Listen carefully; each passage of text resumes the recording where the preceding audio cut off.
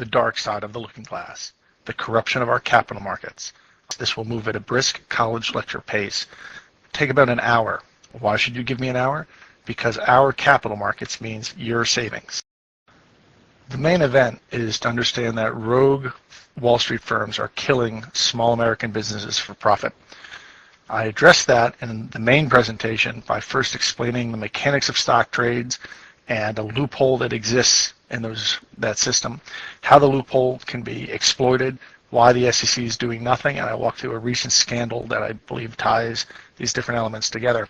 There's a short postscript that gets more technical, goes into some of the legal aspects of what's going on, a regulation called Regulation Show, how this can be understood in the context of public choice theory, and what can be done. How do stocks trade? Grandma on the left has savings, the fellow on the right has stock. Grandma's going to buy the stock with her savings. The money in stock has to change hands. That's called settlement.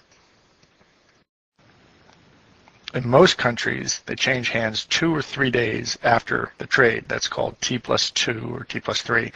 And importantly, the money and stock change hands simultaneously.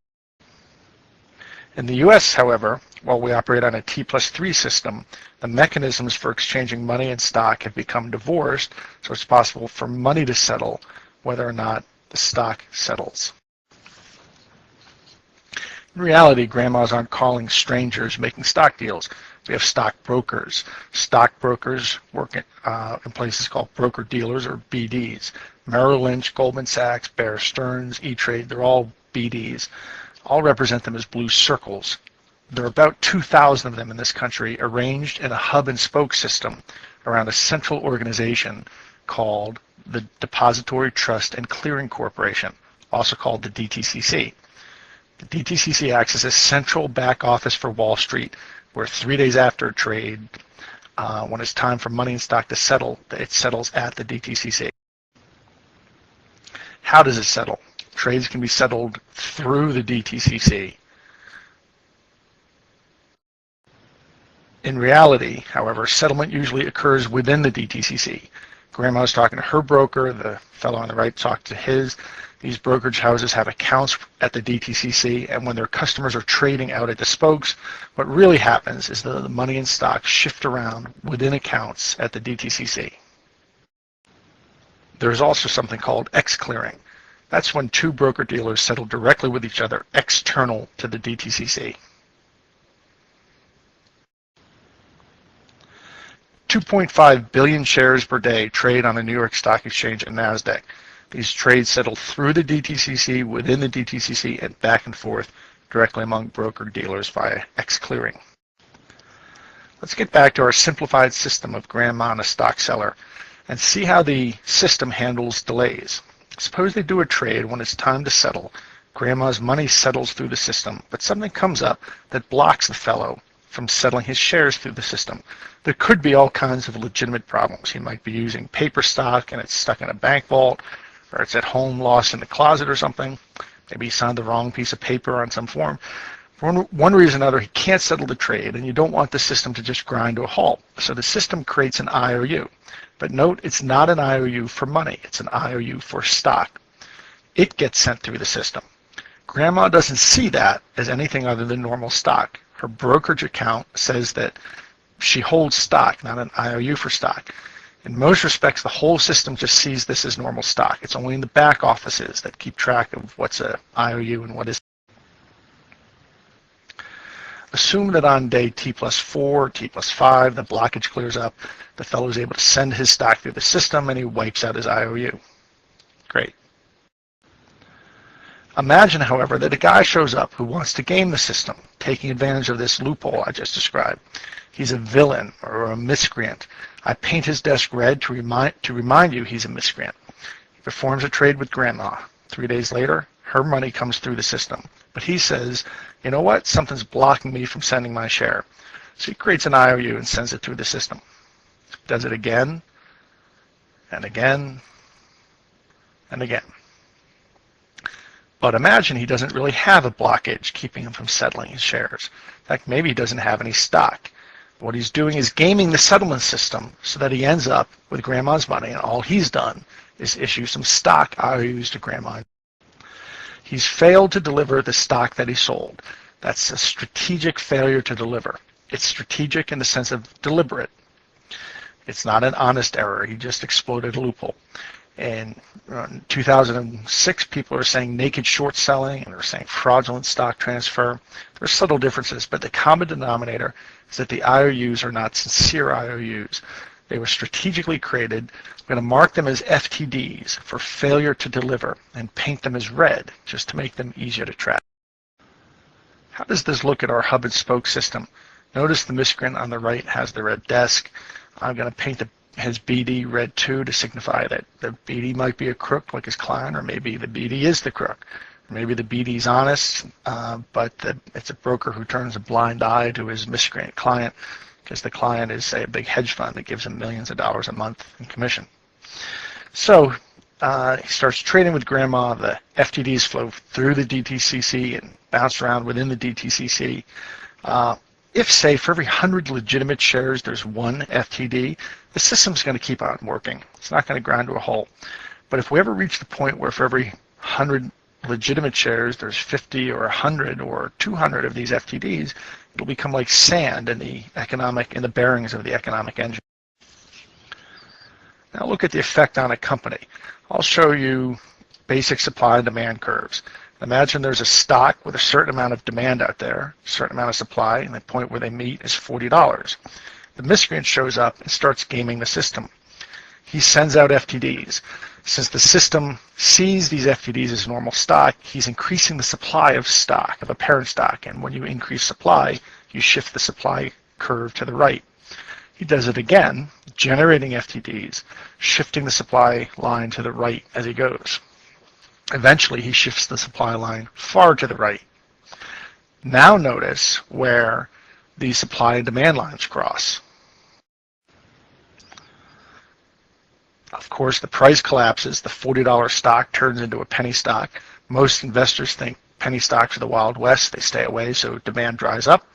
As demand dries up, a ceiling forms over the stock. The FTDs in the upper right started off life as stock IOUs and sincere stock IOUs, but IOUs just the same. Now that it's a penny stock, these FTDs become penny IOUs. Penny stock, penny IOUs. The fellow at the right has the money, the firm's a penny stock. A vicious cycle ensues where the company collapses. Other businesses stay away from the firm. They say, gee, it's a penny stock. Is it going to be around? They stop doing business. Capital markets shun the firm. If you're a penny stock, you can't go into the world and raise capital. So as it loses customers and can't access the market, it can't recover. Society loses the products and technologies that were offered, and because the companies that come under these kinds of attacks are often software and small pharmaceutical companies and high-tech companies, because it's possible to create the most confusion about them. So when the next Microsoft or Genentech is destroyed, society loses those technologies. Shareholder value is wiped out, jobs are destroyed, not just those today, but those that the company would have created over its life cycle had it not been strangled in its crib. And ironically, the miscreant keeps his cash and often does not even pay taxes for an arcane reason I won't go into here, but he generally gets away without paying taxes. The possibility that this has been going on has been kind of an urban myth for the last 10 years, but can it really occur? That question was taken up by a Fordham University economist named John Finnerty.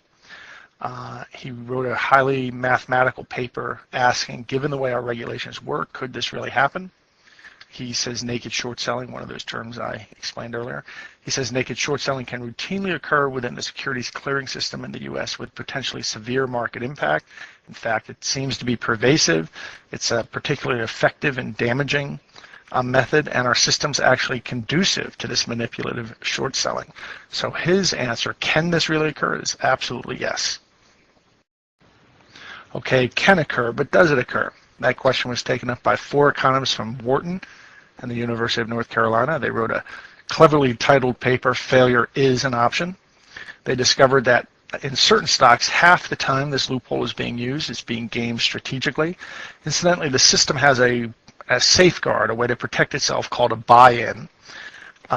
These economists looked at 2 years of trading data, discovered in 69,000 cases of FTDs, the safeguard kicked in only 86 times. That's 0.1%, which means that in the other 99.9%, this safeguard did not kick in. So the answer is yes, this does really happen extensively. So now the question is it just happening randomly, or is someone doing it deliberately? The SEC hired an economist named Leslie Bonney from the University of New Mexico. She wrote Strategic Delivery Failures in U.S. Equity Markets. She takes a statistical approach, saying that if these failures are just random, folks who can't find their stock in their desk drawers, you're going to see these failures scattered randomly throughout the system. In fact, the distribution of FTD shows that market makers, which is an activity of broker-dealers, do strategically fail to deliver. Again, it's pervasive, and the distribution confirms that it's more likely to be a result of strategic failures than just inadvertent or random error. So you can't see the bad guys, you can't get their names, but they leave statistical footprints. And Dr. Bonney found those footprints in the trading records. So now the trillion-dollar question is it happening enough to break the system? The answer to that is there are people who know, and they're at the SEC and the DTCC. They're fighting tooth and nail to avoid releasing the data. Of course, they're denying that it's happening enough to break the system, but they're the same folks who not long ago were saying it's not happening at all. Or if it's happening, it's not pervasive, or, okay, if it's happening and it's pervasive, it's random. Okay, so now they're saying it's happening, it's pervasive, it's not random, but it's not happening enough to break the system. Trust us, we're from the government, we're here to help you. But beyond that, they won't actually give out the data. A quick historical comment. Our founding fathers understood that public officials shielded from observation often formed closed circles of corruption. They understood that the free press has a special role as the immune system of the body politic, and that sunshine is the great disinfectant. In their spirit, this country in 1996 passed an aggressive government sunshine law called Freedom of Information Act, FOIA. FOIA is remarkable and it shifts the burdens of proof away from the citizen and onto the government, which wishes to keep a secret. In 2005, a gentleman in the Midwest began pinging the SEC with FOIA requests regarding levels of fails in aggregate and by company. The SEC resisted, but FOIA makes it hard for them to do that forever. Eventually, they relented in July 2005, gave a partial answer. Before I show you their answer, I'll mention that I've asked Wall Street friends questions like, what percentage of trades fail, do you think? They give answers like 0.0001%. One said that in his 24 years, he'd never seen an FTD, that it just isn't really done. Highest estimate I heard was 0.01%. That's 1/100%. So it's about 2.5 million shares trade every day. These estimates translate into a few tens of thousands of shares. The high estimate would have been about 250,000 shares. Here's the FOIA response. Note first that the SEC didn't bend over backwards with commentary and explanatory notes. So it goes. Here are two of the pages. Please look at the upper left-hand corner. It says aggregate fails to deliver by date, NYSE, that's the New York Stock Exchange, and NASDAQ, securities only. So this is not OTC, bulletin board, pink sheet stuff. This is national market stuff. The dates are April 04 to April 05. The numbers are 150 million, 170, even 230 million on the right-hand column, lower side. On June 22nd, note there were 159 failures to deliver, and the next day there were 169 million. So they were saying the cumulative went up 10 million. So maybe there were 15 new million fails and 5 million past fails got cleaned up, or maybe there were 50 million new fails and 40 million got cleaned up. We don't know because the SEC gave a bare bones, minimally compliant response under FOIA. But judge not lest ye be judged. I'm going to zoom in on a couple days. On April 17th, we went from a cumulative total of 153 to 230. That's an increase of almost 80 million shares. We had at least 80 million new fails to deliver that day. It could have been 90 million and they cleaned up 10. It could have been 120 and they cleaned up 40. But there was a net gain of 80 million FTDs. There were 2.6 billion trades that day on NYSE and NASDAQ. So that's 80 million out of 2.6 billion. That's 3.2% of all shares traded that day failed. and the cumulative total that was left, 230 million, represented 8.8% of that day's trading. That's outstanding. Now, let me mention that this does not reflect another pernicious effect discussed in Leslie Bonney's paper. She calculates that the average persistency of these fails is 56 days.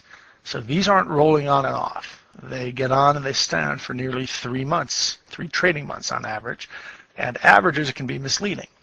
A brook can be an average of 3 feet deep, but you still drown in it because it's 2 feet in most places and 10 feet in one place. Similarly, on average, one of these FTDs is on the list for 56 days, but there are stocks whose failures to deliver persist for hundreds of days or even years. I'm going to zero in now on this letter's endnotes. Number 1 says the DTC data only includes securities that have FTDs of 10,000 or more. Number 2 says NYSE and NASDAQ use daily data from the CRSP. That's the Center for Research of Securities Pricing. It's a database used by academics to study historical security prices. And words. The main event here is this response sources DTCC and CRSP. Well, what's the dog that didn't bark? There's no mention here of information coming from broker-dealers. Thus, this does not include ex-clearing information. That is that system of IOUs that runs directly among brokers.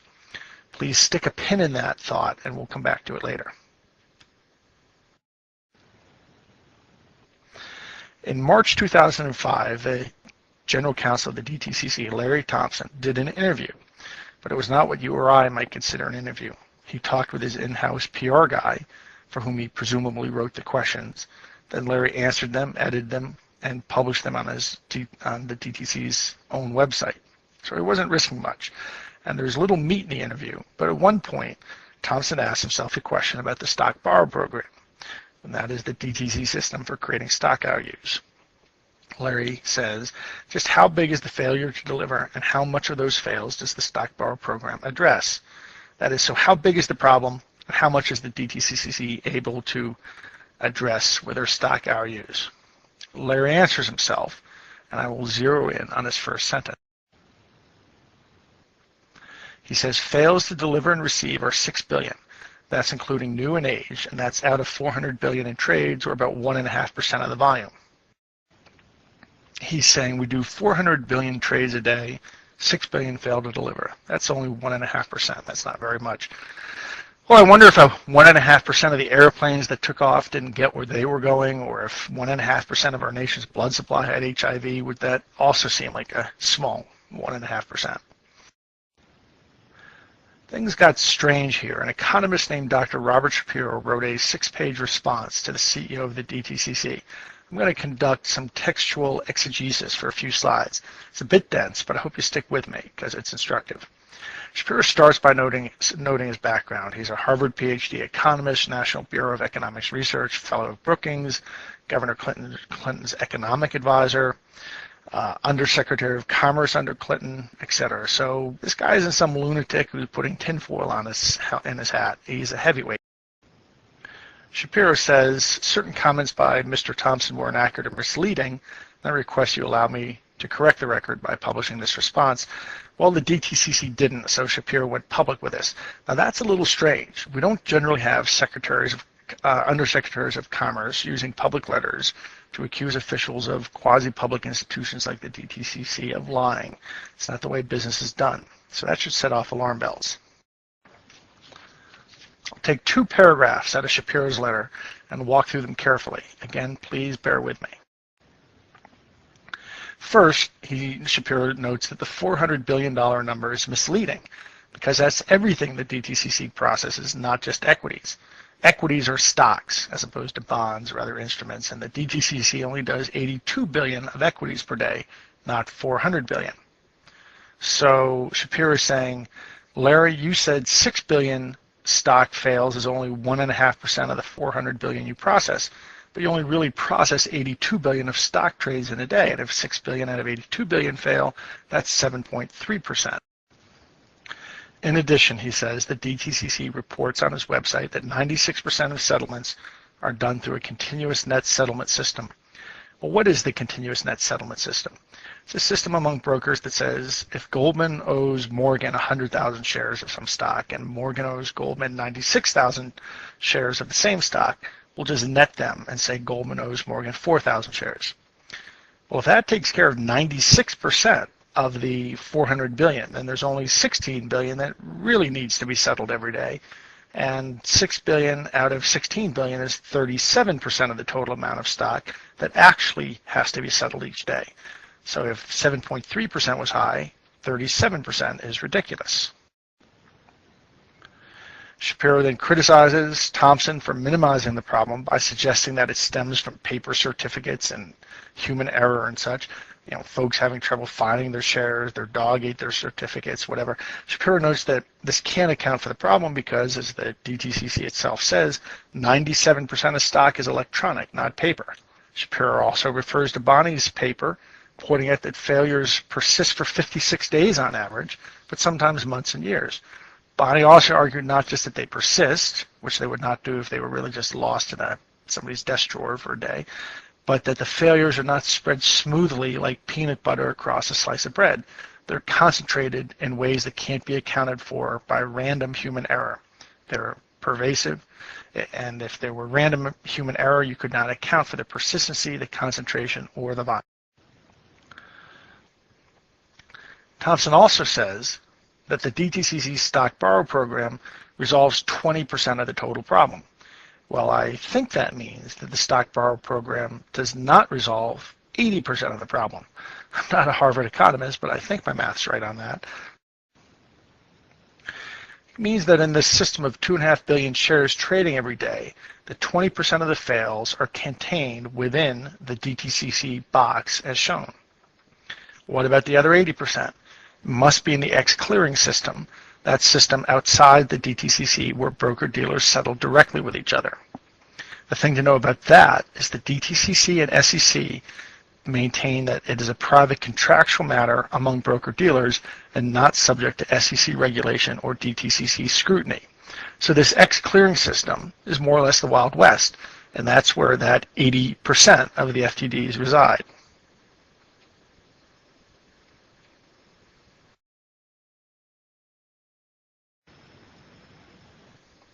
So whatever the DTCC problem is, when one includes X-clearing, the whole problem may be 5 times greater. Greater than what? 1.5%, 7.3, 37%? And of course it can't be 5 times 37% because that would mean there are more failures than there is stock needing delivery. And I don't think that can be the case, but at this point I'm not sure of much. The SEC FOIA response showed that at the end of every day there are 150 to 200 million FTDs outstanding. That's looking like 6 or 7% of every day's volume. But remember, at the end of the SEC letter, I've said, look at the sources from this, the DTCC. I noticed that there was nothing in there about X-clearing. Does the SEC or DTCC know what is going on in the X-clearing system? They're not saying, but it's not clear how they really could. What they're reporting is pretty scary, and by Shapiro's deconstruction of Thompson, it seems that they may be underreporting by a factor of 5. The right answer is the DTCC and SEC might be a bit more forthcoming, but getting information from them is like pulling teeth. The SEC is of late trying to be helpful, but the DTCC executives are refusing interviews and hiding under their desks. To go on from here, I must explain a term that's popped up a couple of times already, and that is short selling. I'll go back to Grandma with her money and the guy on the right with the stock. I'll introduce a third player, a citizen who has stock in a company. Let's assume it's non-controversial, vanilla, perfectly legitimate company, and that it's trading at $40 a share. Let's say the guy on the right thinks his stock's going to go down. He wants to bet against the company. That means he wants to short it. What does that mean? Suppose he creates an IOU for a share of stock. He borrows the citizen's stock and replaces it with an IOU. Then he sells the stock to Grandma and gets her money. Cool. The fellow on the right is hoping that the stock goes down, say to $30. At that point, he covers his short. That means he unwinds the short position by splitting his $40 into 30 and 10, goes into the market, buys the stock for 30. He sends it that stock back to the citizen, wipes out his IOU, and he's left with a $10 profit. Imagine, however, that the stock goes up to 50. He wants to cover. He takes $10 from under his desk, combines it with the 40 that he's got. He's got 50. He goes into the market and buys the stock. Then gets the stock, sends it back to the citizen to wipe out his IOU. He's lost the $10 that he had to pony up from under his desk. So he's covered for a $10 loss. If this is new to you, think of short selling as like a mirror for your normal intuitions. Normally, if you own a stock, which is called being long a stock, when the stock goes up, you make money, and when the stock drops, you lose money. But if you're short a stock, then when the stock goes up, you lose money, and when the stock drops, you make money. How does shorting affect the market? The answer is it shouldn't. That is, the guy shows up and takes money while generating IOUs into the system. He's increasing the supply of a parent stock, and the supply line shifts to the right. The stock, if it's a big company, is not going to move much from one person shorting, but let's say it drops from 40 to 30. Then when he goes to cover his short, he buys in his IOU. He does it again and again, buying in these IOUs that he issued before.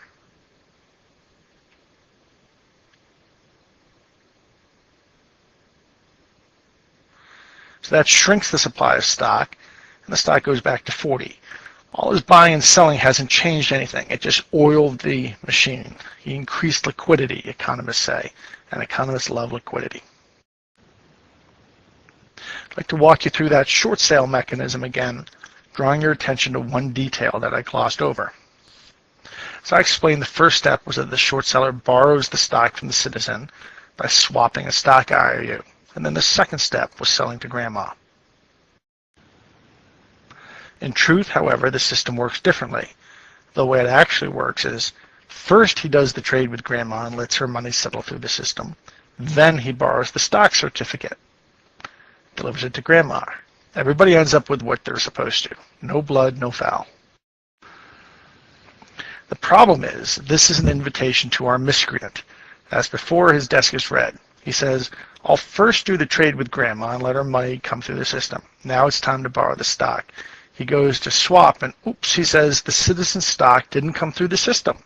So he says, I'll just send grandma a stock IOU. In fact, let's say he does that again and again and again. But maybe the citizen who was lending his stock doesn't really have anything blocking him from delivering the stock. In fact, maybe the guy doesn't really have any stock. In fact, maybe there isn't even really a citizen.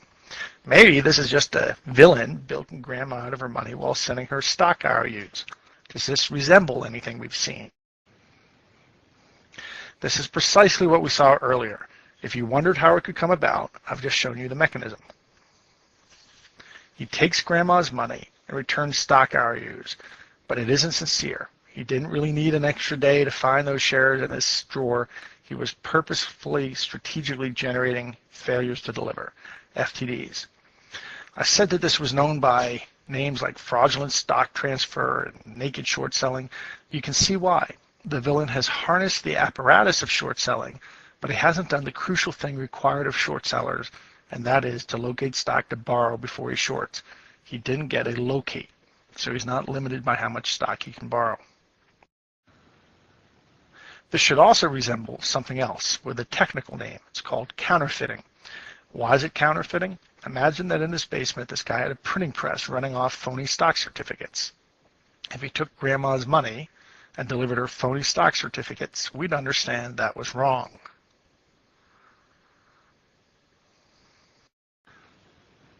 So whether you call this naked short selling, fraudulent stock transfer, counterfeiting, the common denominator is that there are strategic failures to deliver. The guy is manipulating the rules to create the economic equivalent of a printing press so he can take grandma's money and send her IOUs for stock. He's failing to deliver what he promised. We learn in kindergarten that you don't do that, that when you sell something, you're supposed to deliver it. That's pretty simple. That is what is left outstanding 150 million to 230 million times per day on the New York Stock Exchange and NASDAQ. No wonder the SEC fought for months against releasing this data. By the way, on the smaller exchanges, the other exchanges, the numbers are more like 500 million to 1 billion shares per day. Thompson tried to make light of it by saying, oh, it's just some inadvertent human error. Somebody didn't get the stock out of his sock drawer in time, and it's only 1.5%. But Leslie Bonney showed that the average length of these failures is 56 days. Some persist for months and years. Shapiro deconstructed Thompson's math to show that it's really between 7.3 and 37% of the equity the DTCC actually processes. And while it's not clear if the DTCC or SEC know how much of this is going on in the broker-dealer's Wild West ex-clearing system, Thompson suggests that it's 4 times the failures within the DTCC, so the whole problem may be 5 times the size of everything I've just discussed. But the answer is, who the hell knows? Does this seem strange to anyone in this conversation? How big a problem is this? How much bigger is this than those early estimates? When I was a kid, I read in National Geographic about some South Sea Pacific island where the natives had words for 1, 2, 3, and many. Well, this is many times bigger than anybody expected. Is it 50 times bigger, or a few hundred times bigger, or 1,000 times bigger than what anybody knew? Who knows, but it's many. Okay, look at this in the context of the hub and spoke system. Could so many of these FTDs be accumulating in the system that they're just going to crack the system?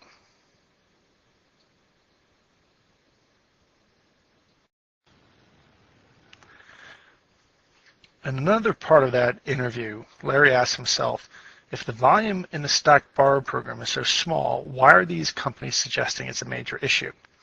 Larry answers himself, we believe that the allegations are just trying to mislead those who are not familiar with the program. Small companies, they're mad that their stock went down. They'll do anything they can to take people's attention off their record. Then there's Annette Nazareth, who was the head of market regulation at the SEC and is now one of the 5 SEC commissioners. And in a New York Times interview, she said this is just noise being made by shareholders who are mad that their stocks went down. Anybody who's interested in this problem. So that's the party line. It's not happening enough to crack the system, and anyone who says otherwise is a malcontent.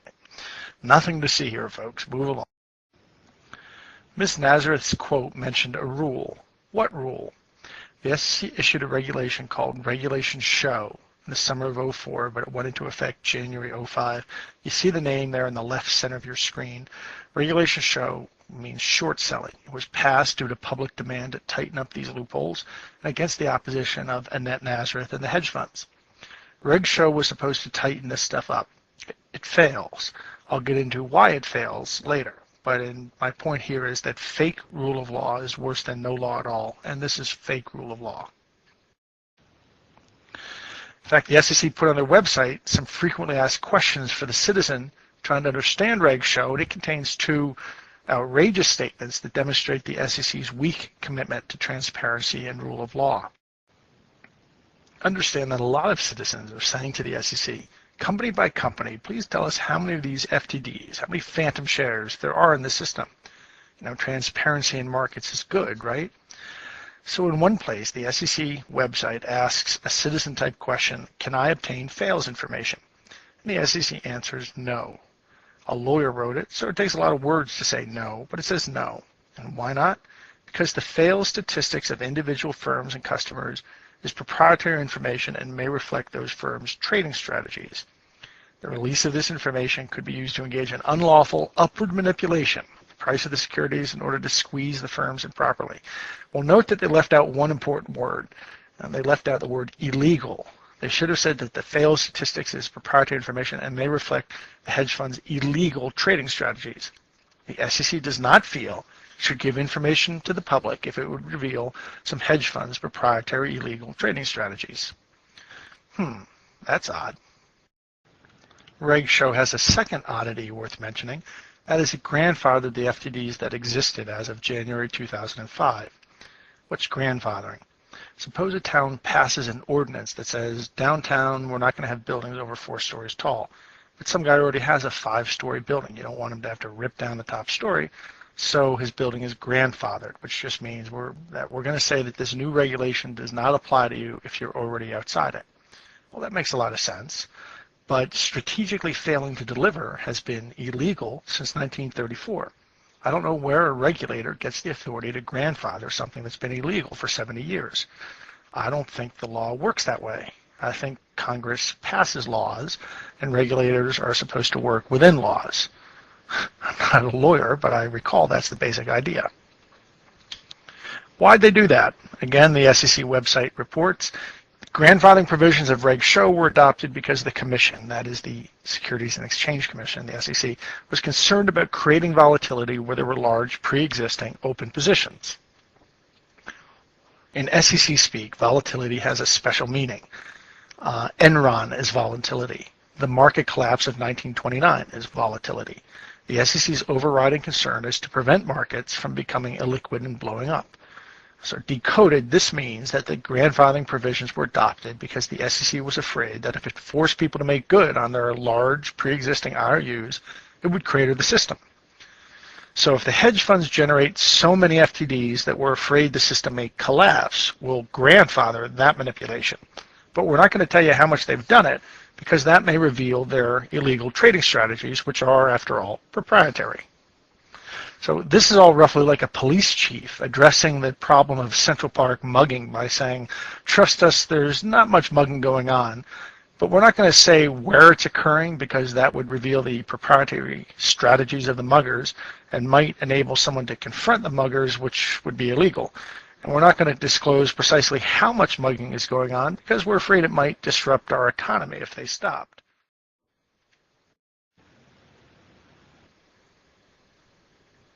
I made a cartoon.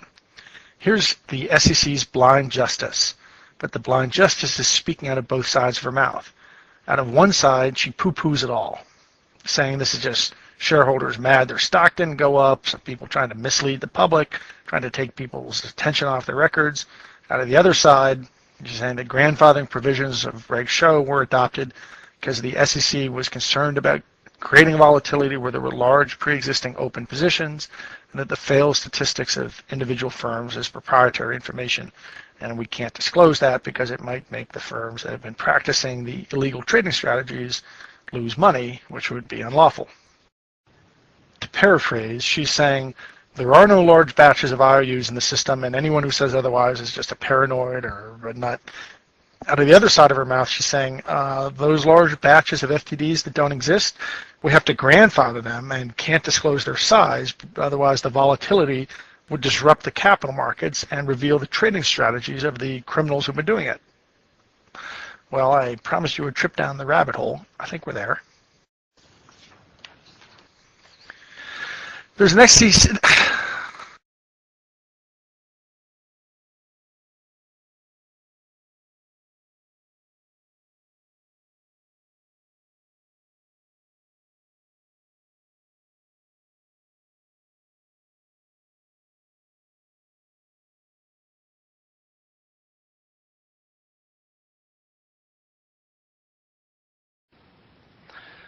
Here's an example. iOmega was a company that quintupled in a 3-month period back in the last decade. It wasn't that they got 5 times better in 3 months. It's widely believed that this was a short squeeze.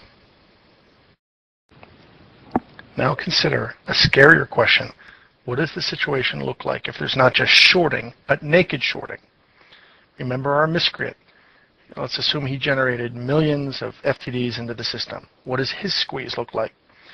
If shorting has gone on, this not just the normal borrowing and then shorting of stock, but naked shorting, been scattering these FTDs all over the system. And when the fellow goes to cover, there are more FTDs in the system than there is real stock to be bought. So as he tries to buy stock to deliver against his short, he gets in trouble. The supply and demand line shifts so far that they don't meet anymore. There is no market price. The market snaps. That's volatility. And that's what the SEC wants to avoid. Why? Remember that a lot of this money isn't in the system anymore because as the price went down, the miscreant was able to withdraw his money out of his short position. So that money's been turned into mansions and Ferraris in the Hamptons and in Greenwich, Connecticut. And in any case, perhaps enough FTDs have been issued that the squeeze would take the price far beyond where the price was when the shorting occurred, so that it will take more money to cover than was taken out of the short position. If this fellow is forced to cover, he'll use all his money covering a fraction of the failures. But he's going to run out of money before he runs out of IOUs to cover, so he's gone. The broker-dealer could be in the same situation. In fact, if a buy-in really occurs, the price could get high enough that there'd be more FTDs in the system than liquidity in the system, in which case you would see a wave of failures move through the system like this. I know that sounds crazy. Systemic failures like that don't happen, right? Well, they did with the S&Ls 15 years ago, but this couldn't happen with Wall Street, right? I believe the SEC fears it might. I believe that is exactly what they're talking about here when they say that grandfathering was adopted because the SEC was concerned about creating volatility where there were large pre-existing open positions. They are right. If the large pre-existing open positions are large enough, they darn well can create volatility, and they should be worried about that. The SEC understands that if they force the miscreants to cover those 150 million FTDs in the New York Stock Exchange and NASDAQ and the $500 million to $1 billion in the other exchanges, you could have exactly the situation I just depicted. And this isn't just me saying that. It's right there on the SEC website. Read it for yourself and see if you have any other interpretation of what's going on. That would also explain why they take this rather odd position saying that the fail statistics of the hedge funds is proprietary information and may reflect their illegal trading strategies. Releasing the information could be used to engage in unlawful upward manipulation of prices in order to squeeze the hedge funds properly. Note that in their worldview, information cannot be released to the public not only because it might reveal the illegal trading strategies, but because it might make the stocks go up unlawfully. Downward manipulation is also unlawful, incidentally, but that kind of manipulation can be ignored, grandfathered, not disclosed, shielded by toothless regulations, whatever. It's not that unlawful, but a rebound would be unlawful. Now, this is a beautiful window into the mentality of the SEC and Wall Street in general. Wall Street's making money, so God's in his heaven. When the rubes out in America who actually produce things and direct their savings to Wall Street see their savings get looted and replaced with IOUs, that's something that's got to be grandfathered. But the SEC cannot release information on the IOUs because that might make the stocks rebound, which would make the hedge funds lose money, which would be unlawful. The rubes just don't understand that their place in the system is to surrender their savings to Wall Street. I'm going to conclude this presentation with one case study. To get there, I'm going to talk about Switzerland and Austria. Now, Hollywood always talks about Swiss banks as secret havens for criminals and money laundering and such. The truth is that era is over. Switzerland cleaned up its act 10 years ago, and the banking system there is transparent to the gaze of international law. Austria is a different story. There's a saying among historians that one of the ironies of history is that Hitler will be remembered as German and Beethoven as Austrian. Austria, well, of course the reverse is true.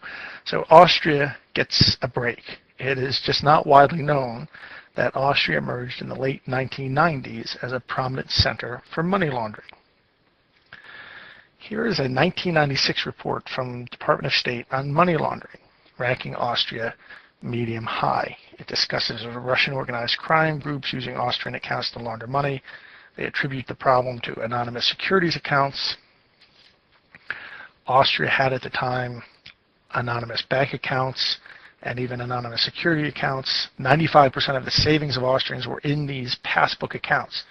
You were supposed to be Austrian in order to get the accounts, but the banks didn't require proof of being Austrian, so anyone who could speak a little German could open an account, deposit cash and stock, and then whoever had an account passbook could withdraw it.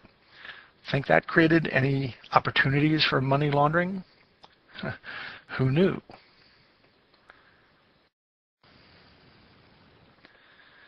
This article from The Telegraph a British newspaper, mentions that Austria tightened its banking laws after the U.S. named it as one of the money laundering capitals of the world because of these secretive bank accounts. They only recently froze them under international pressure. In fact, this article actually concerns North Koreans spying out of banks there using the North Korean bank's Austrian branch to camouflage raising money to fund weapons of mass destruction, etc., etc. I'm not trying to knock Austria. I don't want to get any letters from Austrians. I love the place. In my youth, I had an Austrian lady friend, and I lived there for 6 months. I loved it. My point is only that if your image of Austria is the sound of music, you're missing the fact that Austria is a pretty strange place. People don't understand how after the USSR self-destructed, Austria emerged as a kind of no man's land of international crime, especially Russian organized crime. After 9/11, things tightened up a bit. It's a pretty strange place. It's a cool place, just a little strange. So let's put a pin in that, and we'll come back to it. Sedona is a Pennsylvania company that makes customer service software for small and mid-sized companies, CRM, which is like customer service on steroids. In 2000 and 2001, its stock price collapsed. It could have been that they didn't do well, that the market didn't like them, that they weren't a good company, etc. Could have been, but it wasn't. The SEC uncovered a massive manipulation in Sedona. It ran like this. In 2001, there was a crooked hedge fund named Rhino Advisors, run by two guys, Tom and Andreas Badian. They were working on behalf of a client, AMRO. AMRO is Panamanian or Swiss, depending on what you read. It's really a big Swiss financial conglomerate with roots in the Netherlands, but this was a fund they maintained in Panama. On AMRO's behalf, Rhino told their broker-dealer to short Sedona mercilessly. That's actually on tape with their broker-dealer, a company called Revco Securities. Rhino did this as part of a death spiral convert, which was a popular financial trick a few years ago.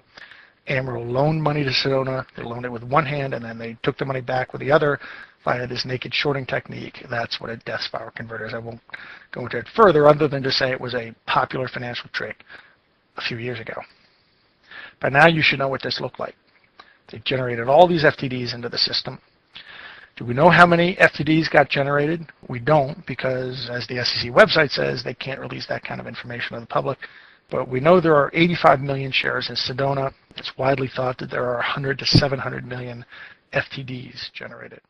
In 2003, the SEC pursued a naked shorting civil action against Rhino, gave him $1 million penalty. Rhino blew up. Tom Badian disappeared. The SEC gave the DOJ the tapes of Rhino talking to Revco brokers, giving instructions to short Sedona mercilessly. In October of 2003, Revco was subpoenaed, I think, by the Manhattan District Attorney. The investigation centered on Phil Bennett and Santo Maggio. Phil Bennett was the CEO, Santo Maggio, the president. Santo's roots were in the stock loan business within Revco. Every broker-dealer has a stock loan desk, and the business of loaning stock, as I've indicated, is at the heart of the whole naked shorting system. Because if you remember the explanation of shorting, someone has to borrow stock before it gets shorted, and so stock loan desk slippage is what permits naked shorting. So stock loan is the heart of the naked shorting system, and that's where Santo Maggio came from. 2005, what was the result? It gets pretty weird. In May, Revco revealed that they received an SEC Wells notice. A Wells notice is the SEC's way of saying, we're coming for you. Revco negotiated a fine. Maggio had a penalty of being relieved of administrative tasks for a year. I wonder if I can negotiate that fine with someone. Can I be relieved of administrative tasks? Yeah. A couple funny things happened in August. First, Badian was found alive in Austria by lawyers working on another stock manipulation case. Second, the SEC did what any good regulator would do when faced with a crooked broker-dealer acting on behalf of criminal clients and stock manipulation schemes to destroy small American companies. Did what any good on-the-ball regulator would do, and that is they gave the green light for a Revco IPO.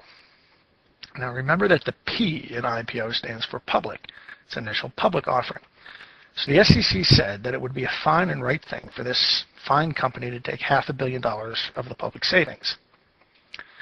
In October, a Revco accountant, a new guy on the job, discovered a $430 million liability being kited on and off the balance sheet by a New Jersey hedge fund called Liberty, which I'll note has denied any knowledge that they were used as part of any improper scheme.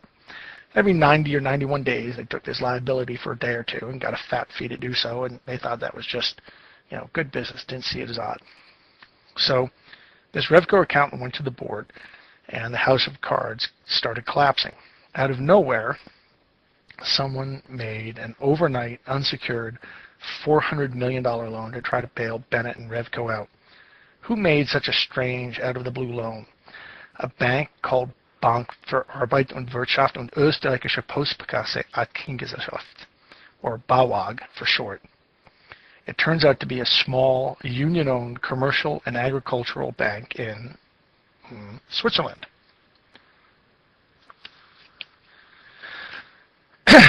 Bennett was arrested, fleeing to Austria for a wine tasting. The DOJ got a wiretap on him and caught him. Bennett and Maggio were arrested, criminal indictments. Revco went bankrupt. So the money's gone. The Austrians are gone. Amro's back in Panama or Switzerland or whatever. Revco is being carved up and sold off. BAWAG turned out to secretly own somewhere between 10 and 37% of Revco. No one seems sure. They hit the skids. They turned out to be hiding their own billion-dollar hedge losses in trading accounts in Caribbean tax havens with weak banking laws. And Revco's biggest creditor turned out to be a Moscow hedge fund. All that remains of Revco is a greasy spot, but it is a special kind of greasy spot. It appears to be some lingering financial toxic waste. The U.S. Attorney for the Southern District of New York, Michael Garcia, held a press conference where he said that Revco left behind a $430 million liability of some kind. He wouldn't say what it is, but he said that it's something that floats and it's marked to market every night. Nobody in authority will say what it is. In fact, they're going to some lengths to keep that information quiet. But there are guesses going around that what that barrel of toxic waste holds is a huge number of FTDs in Sedona and other companies. FTDs that got leaked into the system by Revco that never got covered. Remember, these FTDs persist like radioactive waste. Why? Because there's some grandma who has an account at Merrill Lynch who bought Sedona, but instead got these FTDs in her brokerage account. She thinks she owns Sedona stock. Her brokerage account says she owns Sedona stock. Somebody owes her that stock. Revco's gone, and Rhino's gone, and Amro's not to be found, and her savings are in Austria or Panama or Moscow, but Grandma still has that stock, right? Well, we don't know, but let us pretend that this guess is right, that this barrel of financial toxic waste is a glob of 400 million of unsettled FTDs in Sedona and other firms. Let's imagine the impact of what that will look like on the financial system. There are, I said, 85 million Sedona shares, but there might be 100 million of these FTDs out there. Suppose someone had to cover by buying them in. Sedona is trading at 14 cents. 100 million shares at 14 cents would be $14 million. It's nothing. But only 50,000 shares of Sedona trade a day. It would take a long time to buy in 100 million shares. The first 1,000 might be at 14 cents, but then the next 1,000 are going to be 20 cents, 30 cents, etc. Short squeeze. Supply and demand would split. There would not be what the SEC calls an orderly market. Instead, the demand line would shift so far to the right that there would be no equilibrium price anymore and the market would crack. Now, is that fanciful? Is it some skies falling fantasy? When Revco went under in October, this is what Bloomberg had to say. They spoke of the concerns that the Revco collapse would destabilize market. Here's a law professor saying that there's every sign that this is a systemic problem and Revco is one of the dots that needs to be connected. He spoke of the fears of a cascading effect that bankruptcy will trigger. Sunday Herald in Britain spoke of the gnawing fear that the Revco predicament might represent a sinister systemic risk When they speak of systemic, in case you don't know, systemic means the global financial system. Systemic risk means the risk that the system will crater. That's what they're saying about Revco's collapse in Britain. Here's Dow Jones on the 17th, caught up with the U.S. Treasury Secretary Snow and Greenspan meeting with Chinese officials. While he wouldn't comment on Revco specifically, he says, many worry that the implosion of the biggest U.S. independent commodities and futures broker could trigger water fallout in financial markets. So this is Dow Jones raising that possibility. Here's the Harvard Business School insider discussing the meltdown of Revco and how strategists and portfolio managers have expected systemic event. Blah, blah, systemic. Here's more from mid-October, all these within a week or two of each other. There's the Wall Street Journal discussing. No broad market risk so far. Here's what Byrne has to say on the subject. I'm not kidding you. Byrne, while the world's financial press discusses the possibility of a systemic meltdown, Byrne, which is the weekly Bible of Wall Street, doesn't mention Revco. Months go by, does not mention the Revco collapse. No mention whatsoever. A couple months went by before Byrne even mentioned in passing the collapse of Revco. That's pretty strange. And I challenge you, go to the Byrne site and find the first mention of Revco's collapse. While the world was discussing financial system meltdown, it was more than 3 months before Byrne gave even minimal acknowledgement. Here's something else odd about the Revco bankruptcy. The last week of 2005, in a rare move, all the court filings in the action have been sealed by the court and are not available to the public.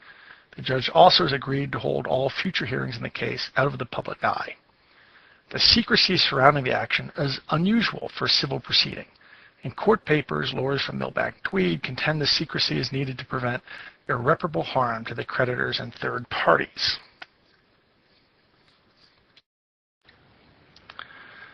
So, let's review Revco. It's a broker-dealer that was investigated for its role in naked shorting schemes on behalf of Panamanian money. CEO caught fleeing to Austria after he was caught kiting a $400 million liability with the help of a New Jersey hedge fund. Got a late-night unsecured loan from a union-owned agricultural bank in Austria that turns out to actually secretly own 10 to 37% of Revco, and had its own $1 billion of losses in the Caribbean, and its biggest creditor is a Moscow hedge fund. By the way, if you ever wanted to know what business looks like when it's all mobbed up, this is it. I'm not saying that they are the mob, but it looks to me like there's a blurry line between where international financiers stop and mob starts. Anyway, as far as the toxic waste goes, while the world press was speaking of systemic risk, and Byrne, of course, ignored it all, we know the investigation centered on the stock loan desk, which Santomaggio ran before he got indicted. We know the U.S. Attorney, Michael Garcia, held a press conference where he said the $430 million liability floats and is marked to market, but wouldn't say what it is. We know the judge sealed all the records. Well, what could that be?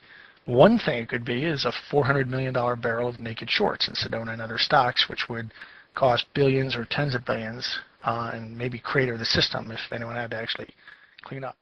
Could be other things. There was talk it was related to a debt that somebody ran up in the late 1990s Asian currency crisis, but that wouldn't explain why a judge had to seal the records, and that fellow came forward anyway and said that the numbers involved were far, far less than 430 million. So it's not that. A barrel of naked shorts would explain it. It's the kind of liability that persists. You can't write it off. There are people out in the world who own or think they own the stock, but in this case, the folks who owe it to them are gone. Of course, the SEC won't disclose what these FTDs are because it would reveal the trading strategies of folks like Rhino and Amro and Revco, and that would be wrong because the proprietary illegal trading strategies of Panamanian financiers and shadowy Austrian bankers could backfire on them if the stocks they targeted went up, and the SEC thinks that would be wrong and unlawful.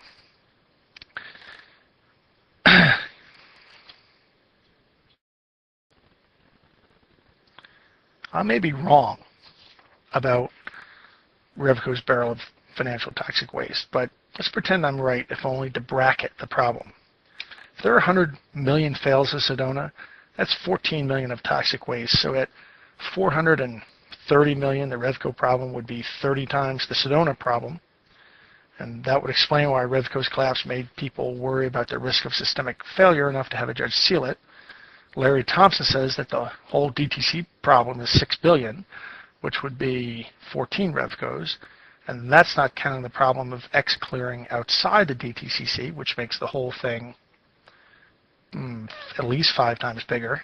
And none of this includes the Amex or the bulletin board companies or delisted companies or offshore clearing groups, where I believe these FTDs are shifting. Nor does it include entire classes of FTDs that enter the system in ways other than I've been describing. But this would explain the SEC's odd behavior.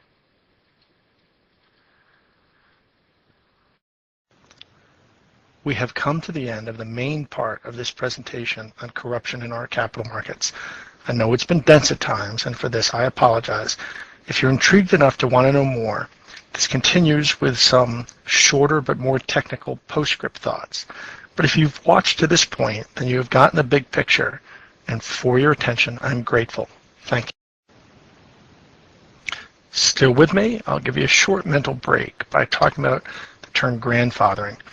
After the American Civil War, many Southern whites didn't want newly emancipated black people to vote, so they passed Jim Crow laws.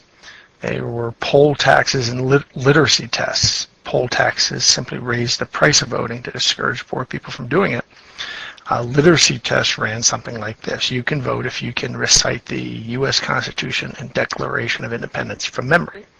So not many black people got to vote, but the law had a clause that said if your grandfather could vote, then you don't have to pass the literacy test. So white people could keep voting. That's where grandfathering comes from. So my point is sometimes it's a good idea if it's, passed to keep people from having to rip down the 5th story of a building or something. Grandfathering makes sense. But if you're talking about a system that has a deep problem and you pass a rule to fix the problem, but then you grandfather the problem, all you've done is create the appearance of law, but no actual law. And that's probably even worse. I switch now to an area of economics called public choice theory, which deals with the decision-making of government agents. The Interstate Commerce Commission was the world's first regulatory body. First, they regulated interstate railroads, but in 1935 they expanded their mandate to include interstate trucking. As they had with railroads, they set tariffs for trucking. If you were trucking a load from Chicago to Miami, believe it or not, the ICC set the price, not the market. It sounds like the USSR or Albania, but that's how it worked for 40 years. And they set trucking rates artificially high so that everybody in the business made a ton of money, and they gave few licenses to new firms trying to get in on it. Well, why did the regulators act so as to encourage mega profits for the industry they were regulating? The answer is regulators often get captured by those they regulate. Sometimes they just get too close. They spend too much time with them. That's called psychic capture. Outright bribery is a possibility. I believe that happens more than many are aware. But mainly the ICC regulators came to know that if they were good boys and regulated lightly, that after 20 years there would be board seats at the trucking companies they had been regulating. They could retire to these seats and earn a lot of money for not doing much. So in one way or another, the trucking regulators are said to have become captured by the trucking industry. There's a special case of captured regulators called the problem of dispersed costs and concentrated benefits. I'll illustrate this with sugar, which costs 23 cents a pound at retail around the world.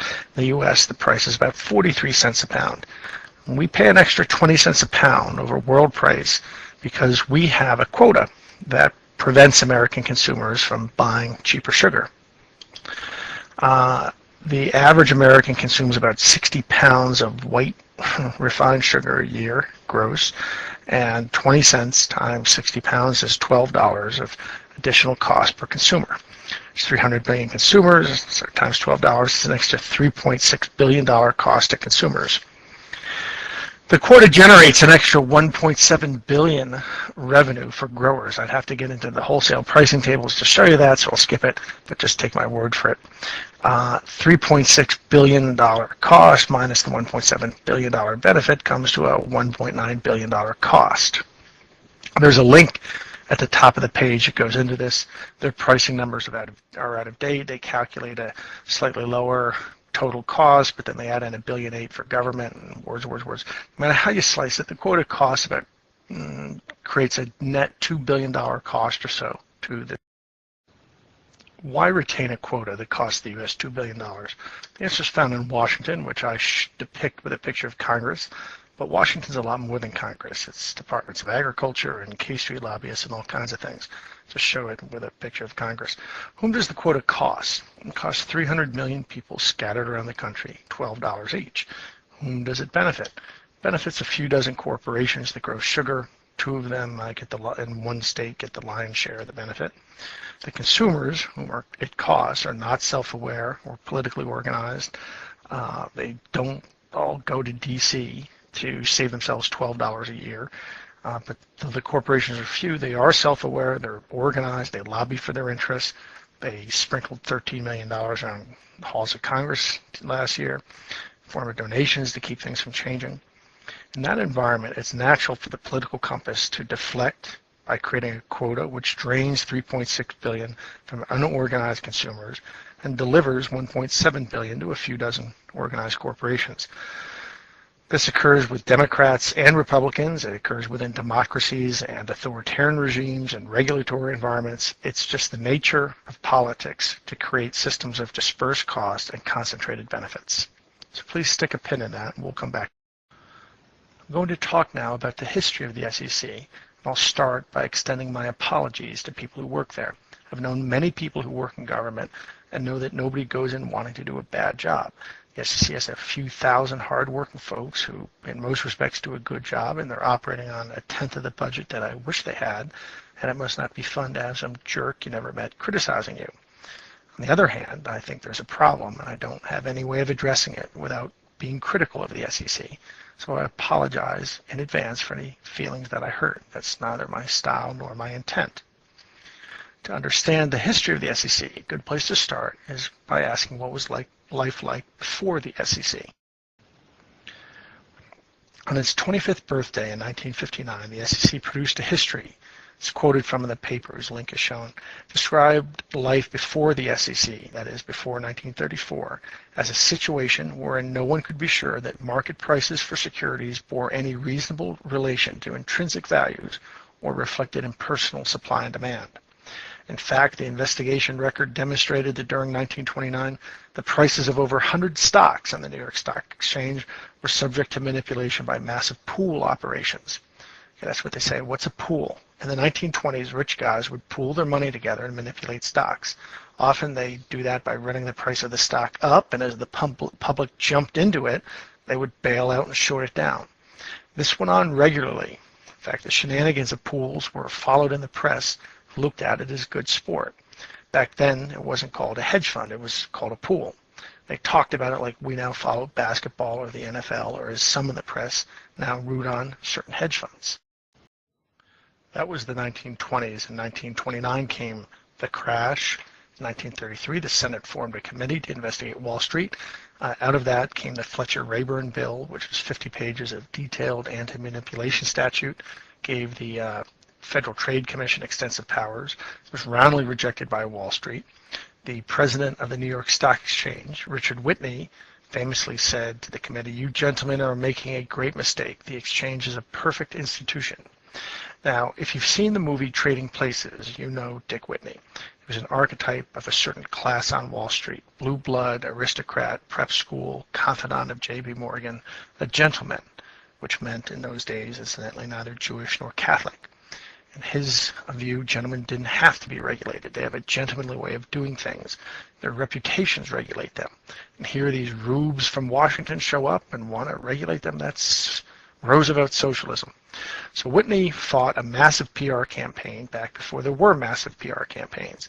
Roosevelt, who fought a lot of Political Battles to Change America, said that of Whitney that a more definite and highly organized drive is being made against the effective legislation for Wall Street than against any similar recommendation made by me. Will Rogers observed, those old Wall Street boys are putting up an awful fight to keep the government from putting a cop on their corner.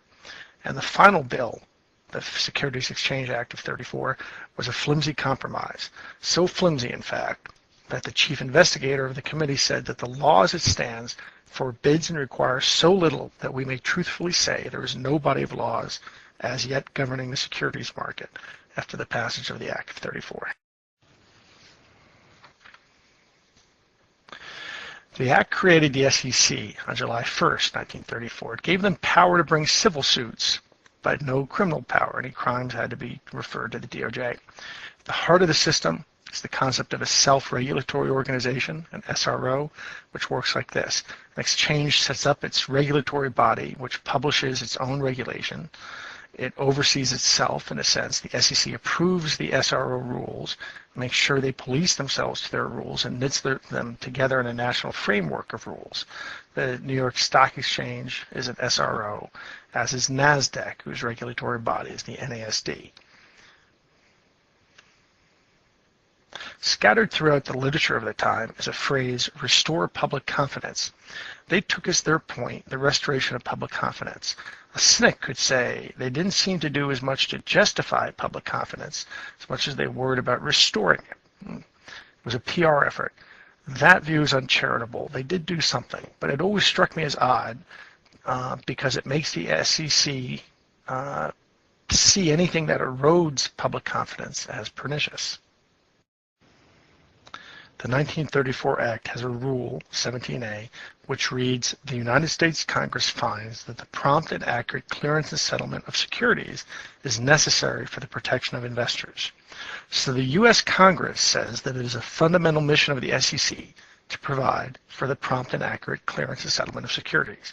I'm not making that up. What became of that paragon of virtue and gentlemanly discipline, Richard Whitney? The New York Times would later report that when he stole from his customers and looted an exchange fund to aid widows and orphans, that was a New York Stock Exchange fund, and he didn't loot it in order to aid widows and orphans. It was a fund that had been set up to aid widows and orphans, and Whitney looted it. In fact, in 1939, Whitney pled guilty to embezzlement and was given 5 to 10 in Sing Sing. I'm not pointing fingers or gloating. I'm just pointing out these facts because the line from this paragon of the Wall Street gentleman was, we're gentlemen. We can be trusted. We don't do the things you think we do, until he quite literally got caught stealing from widows and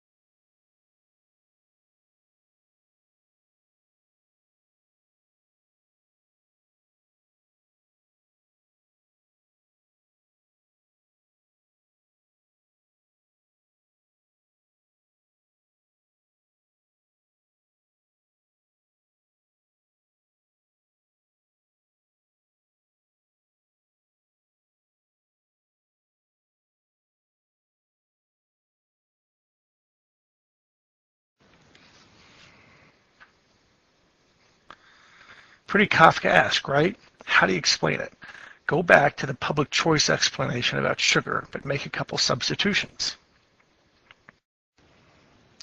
Say, why have a rule that lets hedge funds sell stock they don't deliver, grandfathers past FTDs, lacks penalties for current misdeeds, hides information from the public, and generally pins a kick me sign on the back of the capital market? Substitute the SEC for Congress. The needle deflects to favor some Wall Street banks.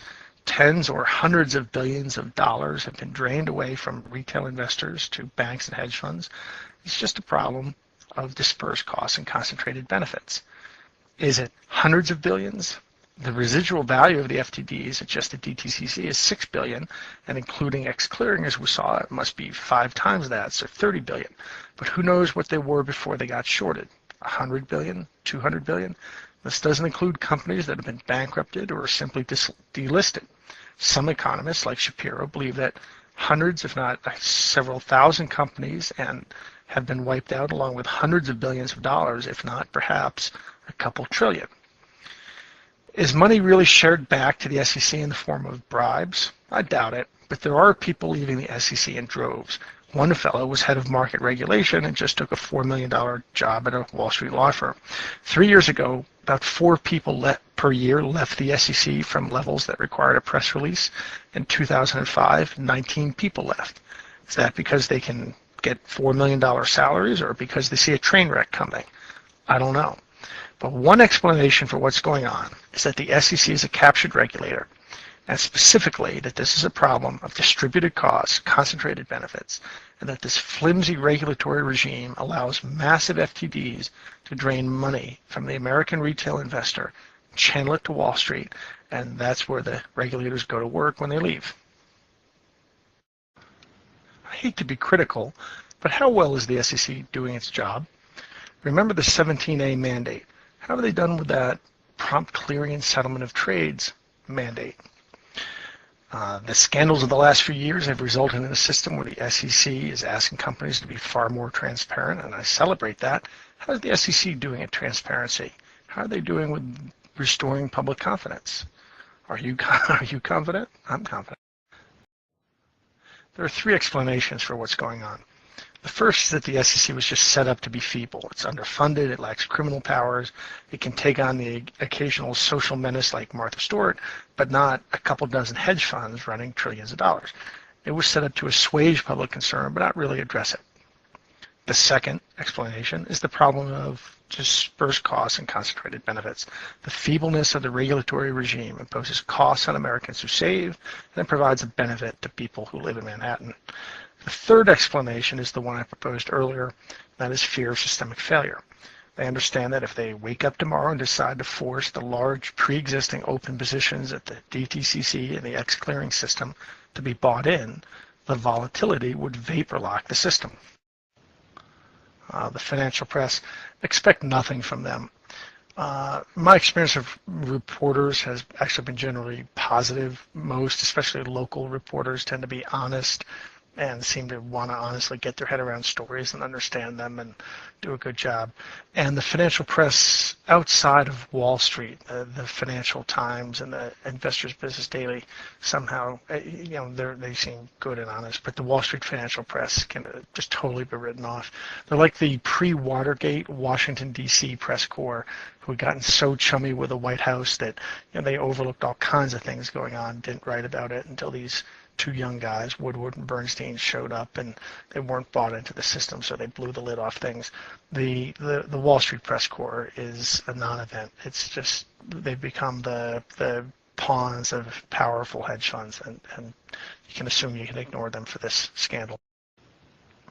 This may be a perfect crime.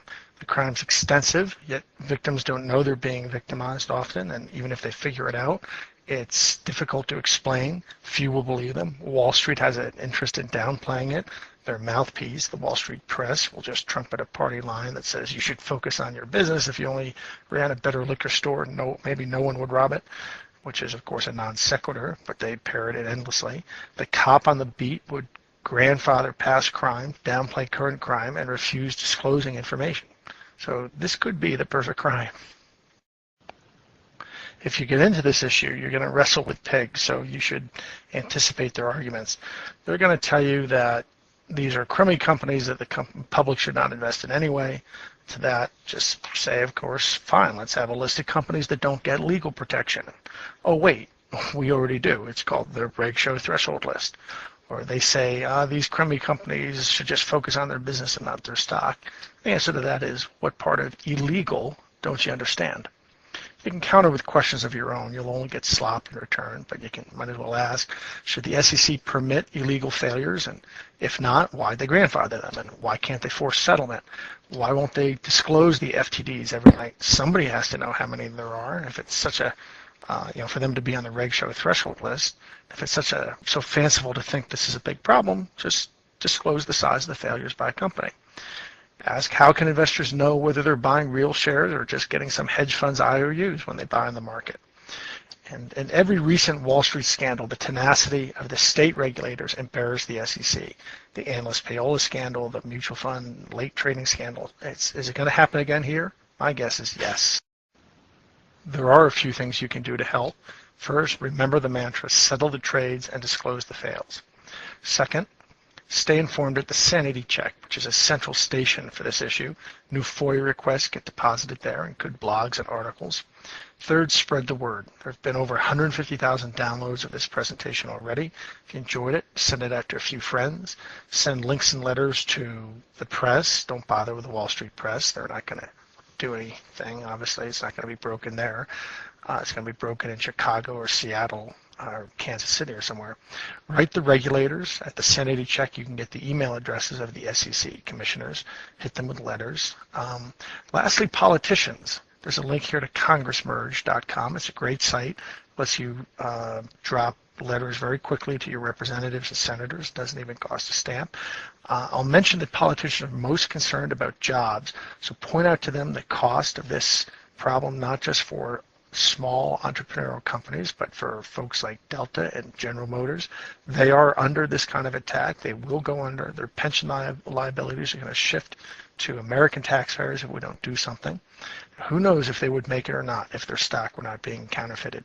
So contact politicians. In my view, they're going to get this before the regulators get it, and the SEC is going to be embarrassed when Congress and some other folks in D.C. move first. Question always to ask is, why is the SEC grandfathering and hiding the FTDs? Why do they fear volatility from large pre-existing open positions? And how long will they dither as thousands of companies are harmed and countless American jobs are lost?